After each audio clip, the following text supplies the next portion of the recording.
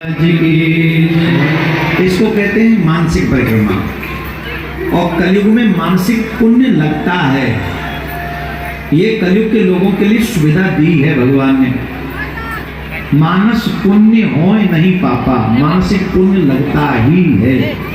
तो हम यहाँ बैठे पलामू में हैं, लेकिन मन से आप वही सोचते जाएं। जैसे जैसे मैं यहाँ से बोलता जाऊं, आप वैसे वैसे सोचते जाइए, तो हमको यहाँ बैठे बैठे गोवर्धन की परिक्रमा का लाभ मिल जाएगा। बुलगिराज महाराज की। हम और आप सभी गोवर्धन में नंगे पांव प्रवेश कर रहे हैं। पहले दान घाटी पे हम गिरिराज भगवान का दर्शन कर रहे हैं, और दान घाटी पे दर्शन करके वहीं से गोवर्धन की परिक्रमा प्रारंभ कर रहे हैं। परिक्रमा में एक विशेष बात का ध्यान रखा जाए। आजकल अधिकांश कानों में कुछ लगा लेते हैं, गाने वगैरह सुनते चले जाते हैं और परिक्रमा लगाते हैं, या कोई भी रसिया टाइप जो बुरे टाइप के भावना होते हैं वो परिक्रमा लगाते हैं। वो पाप लगता है, उससे पुण्य नहीं लगता।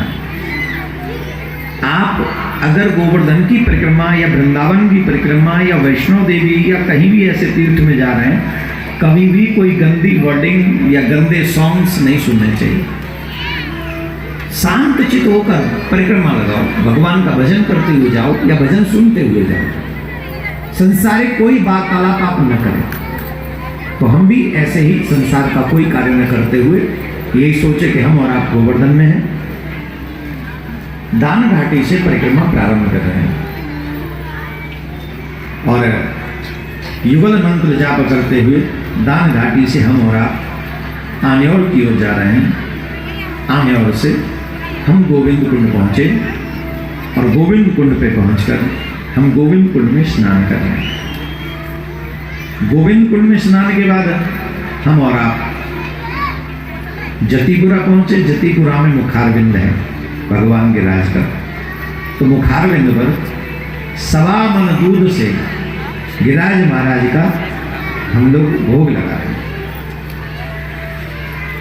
उसके बाद गोवर्धन पहुंचे और गोवर्धन से हम और आप राधा कुंड पहुंचे। पहले राधा कुंड में स्नान कर रहे हैं हम और आप सभी, और फिर कृष्ण कुंड में स्नान कर रहे हैं हम और आप सभी।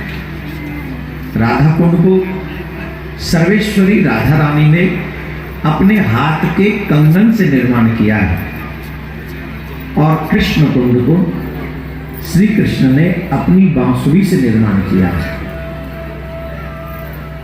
तो राधा कुंड में और कृष्ण कुंड में स्नान हमने किया। इनमें जो भी मनुष्य स्नान करता है उसे सभी तीर्थों में स्नान करने का फल मिलता है। तो पहले हमने राधा कुंड में स्नान किया और फिर कृष्ण कुंड में हम स्नान करके कुसुम सरोवर की ओर बढ़े। कुसुम सरोवर होते हुए मानसी गंगा होते हुए हम दान घाटी पर पहुंचकर साष्टांग दंडवत करके परिक्रमा को पूरी कर रहे हैं। इसके बाद मानसी गंगा गए, फिर मानसी गंगा में स्नान किया और मानसी गंगा का जल लेकर आए और मानसी गंगा के जल से श्री गोवर्धन नाथ का अभिषेक किया। पंचामृत से हम और आप सभी अभिषेक कर रहे हैं गिरिराज बाबा का। फिर शुद्ध गंगा जल से अभिषेक किया। फिर गिरिराज महाराज को कुमकुम चंदन से तिलक लगाया। सोने का मुकुट आज गिरिराज बाबा को धारण कराया। वस्त्र धारण कराए। सुंदर बनमाल आज गिरिराज बाबा को धारण कराई। 56 भोग 36 व्यंजन हम सब भगवान श्री गिरिराज को लगा रहे हैं।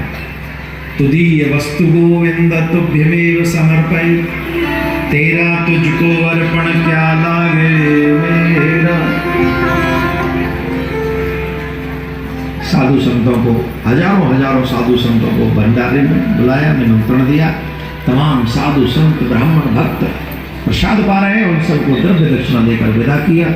फिर महाप्रसादी लेकर हम लोग इस गोवर्धन की परिक्रमा को पूर्ण करते हैं। गिरिराज महाराज की।